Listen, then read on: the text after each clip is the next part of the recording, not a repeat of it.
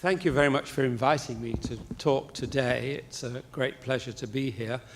I do have one worry. Speaking immediately after lunch is not always easy, keeping you glued to your seats.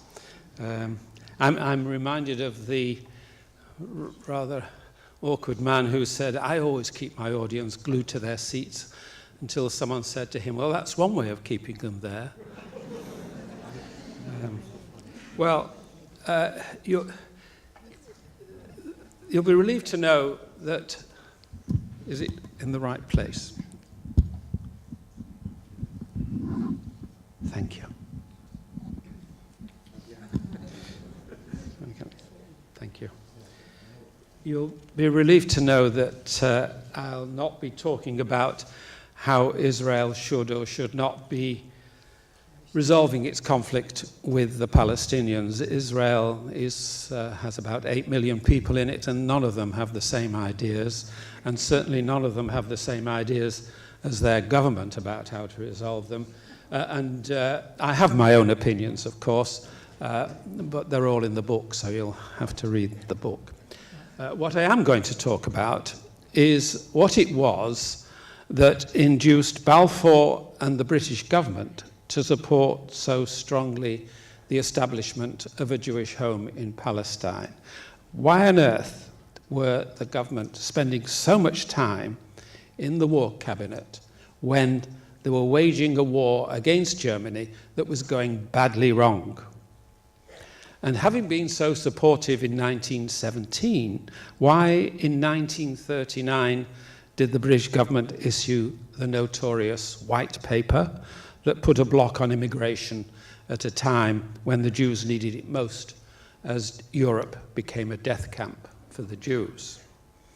And I'll talk about the Declaration now when there are so many conflicting opinions about it. There are those on the one hand who think it was the biggest error that a government could make at the time, and there are others, of which I'm one, that it was the most magnanimous gesture by an imperial nation for a persecuted people. And it's pretty clear that Balfour would never have imagined that 100 years later there would be this continuing conflict, what he described as this small notch of land that the Arabs couldn't possibly begrudge. He would have been amazed and disturbed to hear that the Palestinian Authority are now seeking an apology from the British government for the declaration. When I visited Ramallah last year, I took a group of peers to Israel and the West Bank, and we met a man called Nabil Shath. Nabil Shath was one of Arafat's key negotiators, and he surprised our non-Jewish peers by saying that all the troubles in the Middle East were the fault of Balfour and the Brits. It didn't go down terribly well with our peers.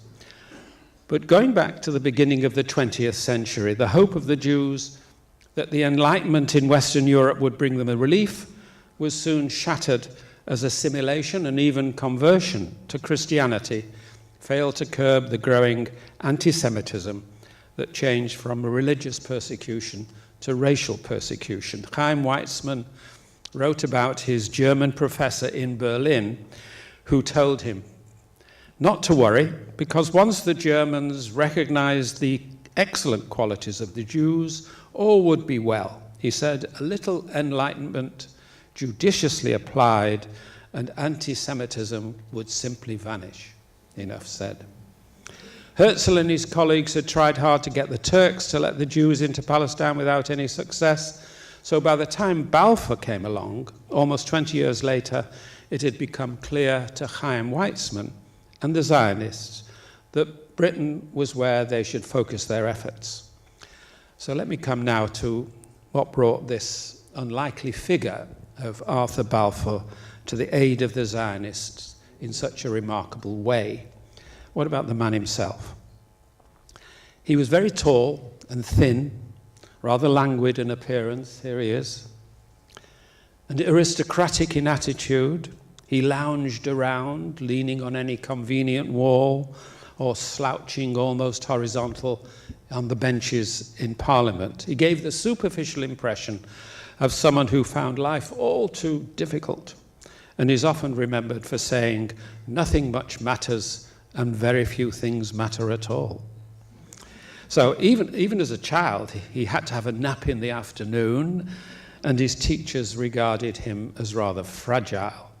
He was very wealthy, more interested in ideas and philosophy. He wrote several books on logic and doubt, and everyone was dazzled by his conversation. And although he never married, he was attractive to and attracted by many women, and he had one long affair with a married woman. He was admired by most who knew him for his upright character and moral vision, and Winston Churchill described him as having the uplifted mentality of a great pope. Of course, all that was far from the whole story, and there's very much more to him, as I'll see. Once in Parliament, he wasn't taken seriously until he was made Minister for Ireland by the Prime Minister, Lord Salisbury, rather to surprise of many of his fellow MPs, until it was realised that Lord Salisbury was his uncle. And his real name, Salisbury's real name, was Robert Cecil. And we have an expression in England, when Bob's your uncle, anything's possible. And Bob was his uncle. He later went on to become Prime Minister, but by 1916, he was back in the government as Foreign Secretary in Lloyd George's wartime cabinet. This is the key period. Could you speak a bit closer to the microphone, please? Yeah, I will, if I can. How's that? I'll hold it. Is that better? Thank you. So now the question is, how did this highly intellectual paragon of virtue, well connected with the aristocracy, come to support the Jews? And there'll be many answers, all but one of which gets anywhere near the truth. Was it perhaps some guilt he felt at having passed an aliens bill when he was Prime Minister? The bill restricted immigration from the Eastern Europe and from Russia, largely of Jews, who were beginning to clog up the East End of London. Was it that? Or perhaps it was to repay Weitzman, who had developed a method for producing large amounts of acetone, which were used in the development of explosives during the First World War. So the Brits were very grateful to him. Was it that? Some thought it was perhaps a way of gaining the support of powerful American Jews in persuading their president to enter the war against the Germans. They overestimated the power of Jewish lobbies then, as many have done since then. It was certainly a view at the time, but in fact, when Woodrow Wilson, the President of America, went into the war, it wasn't because of the Jews, it was because the Germans foolishly was sending their submarines to sink their boats and trying to persuade Mexico to invade America. Can you imagine? Or was it to make sure that the Germans didn't persuade the Jews to come over to their side, as some thought they might at the time? The Germans were certainly trying. Then there was the question of whether it was strategically important, this was really rather more important, for Britain to have a reliable ally in the Middle East who would fight with them against the Turks. The Brits couldn't rely on the disparate Arab tribes, many of whom were rather more inclined to side with the Ottomans. Clearly the Brits needed to have a friendly people in such a vitally important area to protect their oil interests and their route through the Suez Canal to India. All those reasons weighed heavily with Lloyd George, the Prime Minister, if not entirely with Balfour. But Balfour's support for the Jews had in fact predated all those considerations, and none of the possibilities I've quoted were only or even the main reasons for it. He was a religious man and very conscious of the injustices inflicted on the Jews over many centuries, and he spoke out against them. Even in the 1890s, well before the war, he had been railing against the ill treatment of Jews in Eastern Europe. He was convinced, for example, that Dreyfus was innocent and it was all an anti-Semitic plot. So by the time he met Weitzman in Manchester, my hometown, in 1905, he was already primed. And then it was Weitzman who really switched him on to the Zionist cause well before the First World War. Balfour needed little persuasion. Listen to what he was saying then, or at least a little time later. This is a direct quote. "We cannot forget how they, the Jews, have been treated during long centuries. Our whole religious organization of Europe has proved itself guilty of great crimes against this race." And in 1918, he wrote a remarkable introduction to Nachum Sokolov's book on Zionism, in which he said, "The position of the Jews is unique. For them, race, religion, and country are interrelated, as they are interrelated in the case of no other race, no other religion, and no other country on earth." So if you're looking to try to define whether Judaism is a religion, a race, or a nationality, look no further. So it was these remarkable sentiments and words by Balfour that have to be remembered. Even on his deathbed, he told his niece that he looked back on what he was able to do for the Jews as the thing most worth his doing. You're very welcome. Come in. So what about the declaration itself? It came in the letter dated November the 2nd, 1917, signed by Balfour, as you all know, and addressed to Lord Rothschild. It contained the critical sentence, revealed that the British government viewed with favour two interlocking ideas: the creation of a home in Palestine for the Jews, together with the proviso that nothing shall be done to prejudice the civil and religious rights of the endogenous Palestinians. But of course, there was much more to it than that, and it's clear that the somewhat ambiguous wording was thought out very carefully indeed. And it came after much debate by Weitzman and his colleagues, who submitted their own set of recommendations, and then by officials within the government who modified it. The first draft by the Zionists included the word reconstitution of Palestine as the Jewish homeland. Reconstitution, of course, recognizing the ancient rights of the Jews to this land. Excuse me. But what came out at the other end, after government had had a hand in it, spoke only of the establishment of a Jewish home, not the home. Weitzman tried hard not to frighten the horses by talking about statehood for the Jews.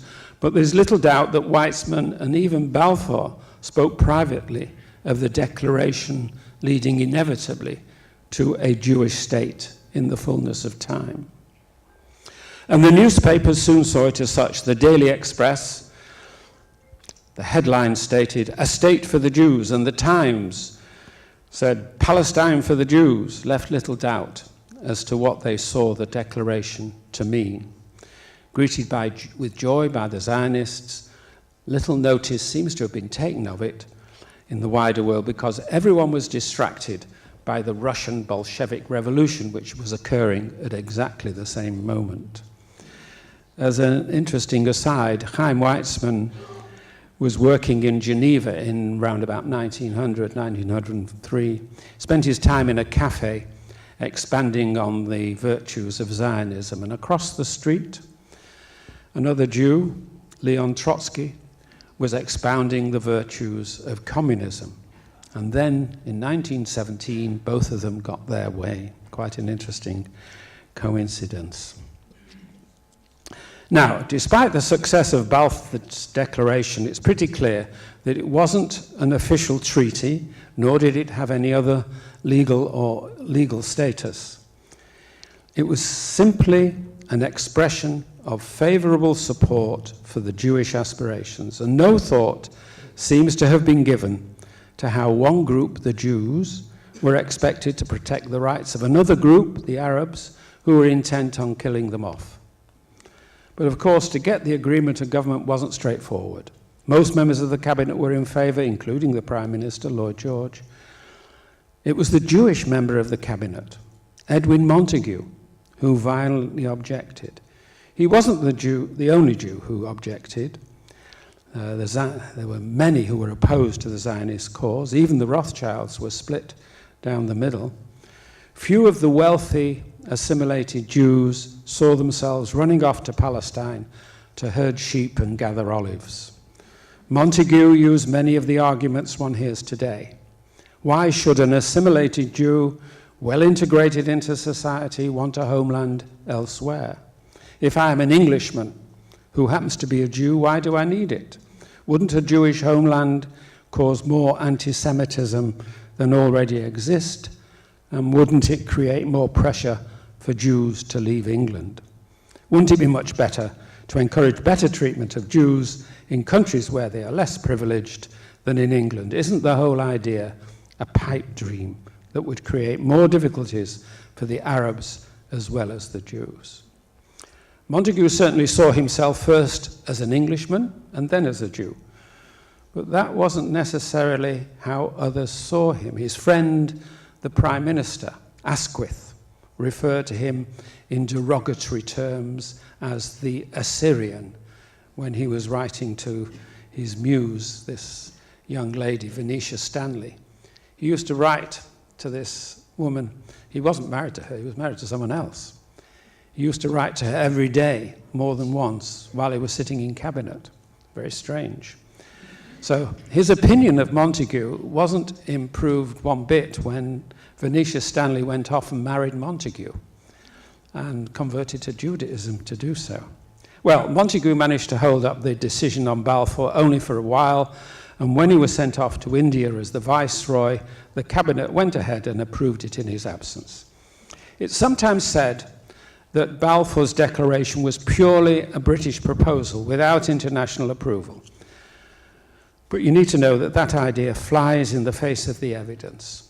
It had the written approval of the French Foreign Office, where Nachum Sokolov had worked his charm on Jules Cambon, the foreign minister, and in Italy, where he persuaded the prime minister to support it. And he even got the Pope to agree too. Sokolov was a remarkable man, an unsung hero of Zionism. The Russians were in favor, as were the Italians, and in America, it finally had the somewhat belated but critically important support of President Woodrow Wilson.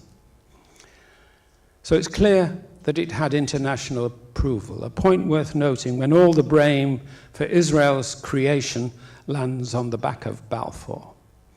But that, of course, was far from the end of the story. Remember that the declaration had no legal basis, and even though it was an official statement by a government, it was little more. And it could have got lost at any time. There were many efforts to get it out of the way. But here's the surprise. It wasn't immediately rejected by the Arabs. In fact, Hussein, the Grand Sharif in Mecca, and his son, Prince Faisal, were generally supportive of Jewish immigration into what they regarded as a neglected corner of the Arabian lands. Weizmann met Faisal on a number of occasions in what seems to have been very friendly circumstances.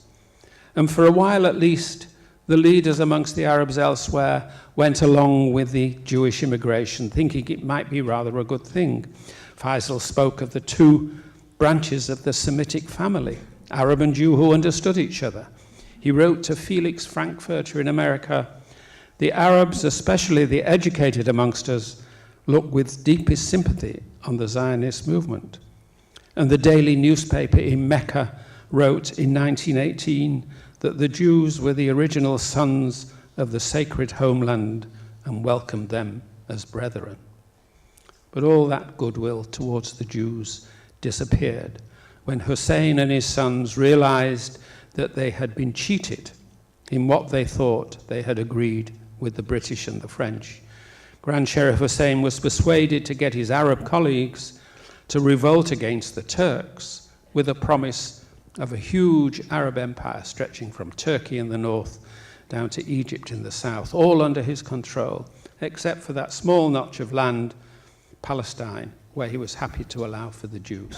But all that sweetness and light towards the Jews was lost when a secret agreement between the French and the British, the Sykes-Picot Agreement, to carve up the Middle East after the war into their own spheres of interest, came to light.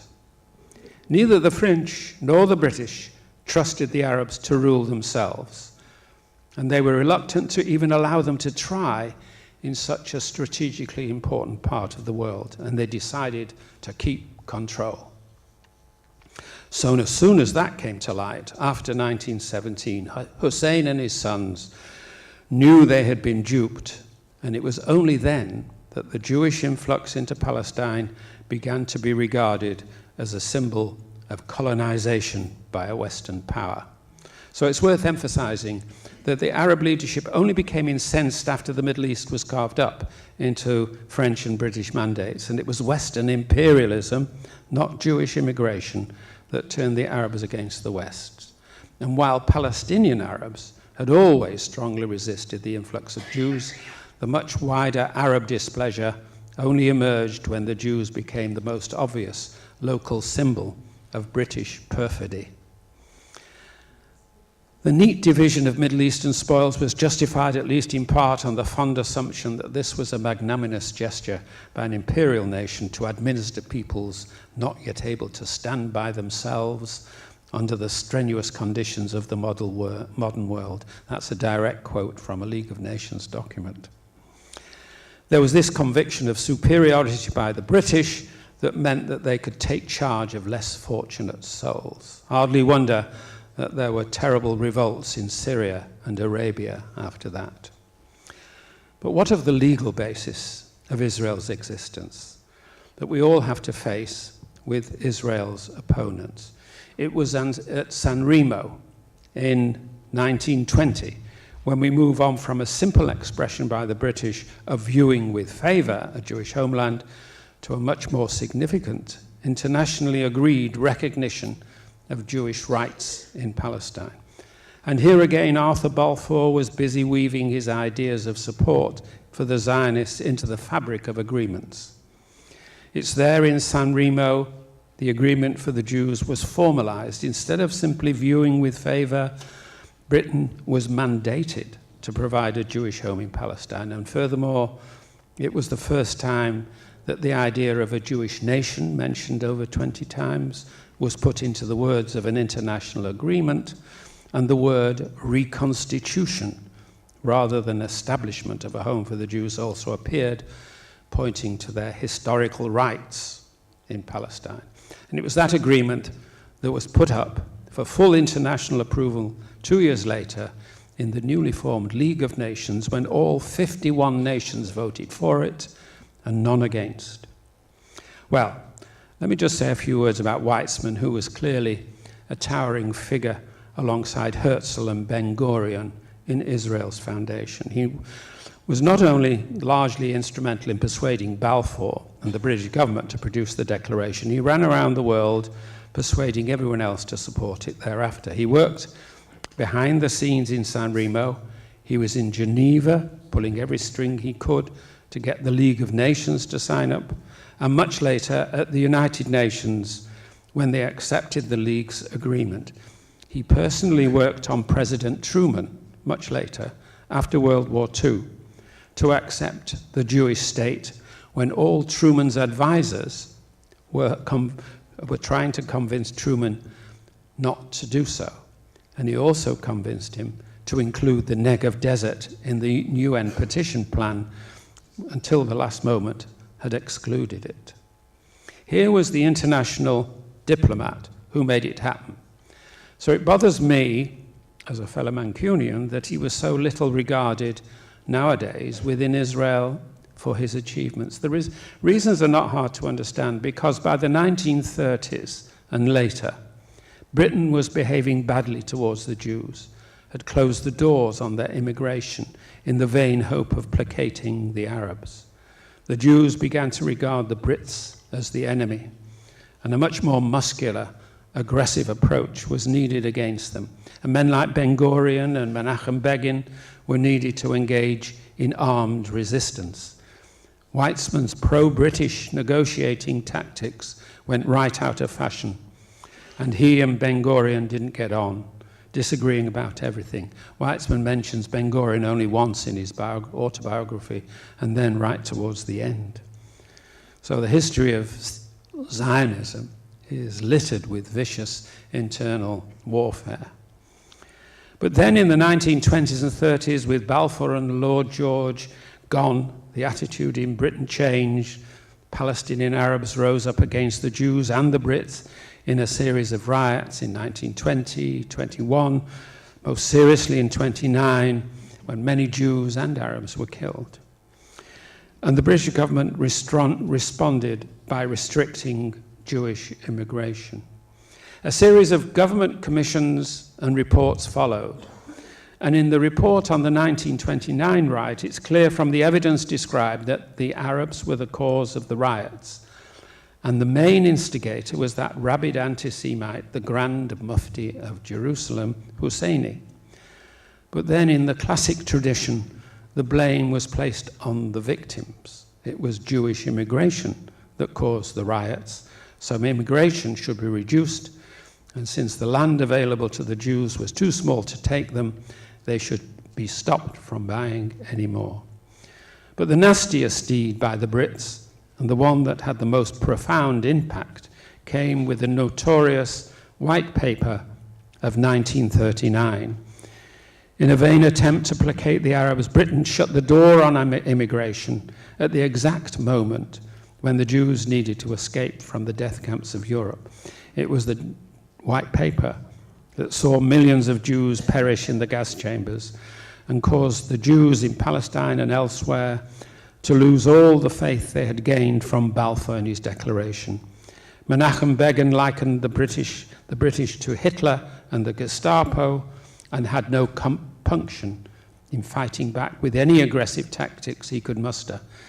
Ben-Gurion famously said, "We will fight the White Paper as if there is no war, and the war as if there is no White Paper."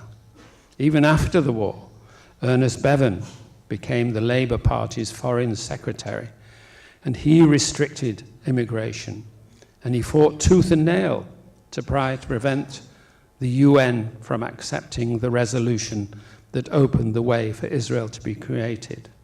That too didn't do much to encourage love for Britain by the Israelis. But there is little doubt that without Balfour's declaration, the Jews would have had a very hard time getting a state of their own. And whatever Britain did later, before, during, and immediately after the Second World War, to try to restrict immigration and to reduce the size of the Promised Land in various partition plans, there's no getting away from the absolutely essential role that Britain played in 1917, 1920, and 1922. And even though the Promised Land was nibbled away bit by bit in partition after partition, it was Ben-Gurion, writing to his son from his house in London, who said that the Jews should accept what was on offer, whatever it was, the almost indefensible sliver of land, knowing full well that they'd be able to change facts on the ground in due course. And against all the odds, that's what they managed to achieve. But it's not only Israel that should be grateful. Britain should be grateful too. It should celebrate the fact that it provided the foundations of a democratic state in a part of the world where democracy was and remains in very short supply. I like to think that despite the difficulties that have to be overcome if the Israelis and Palestinians are ever to reach a peaceful resolution, Britain should celebrate a democracy where religious and ethnic differences are fully tolerated, the only Middle East state where the number of Christians is rising, where gay parades are a feature of life, where the current British ambassador to Israel was able to mount a float in the recent Tel Aviv gay parade, and where 17 members of the Knesset are Arabs, Supreme Court judge, academics, doctors, professionals, and so on, as you all know.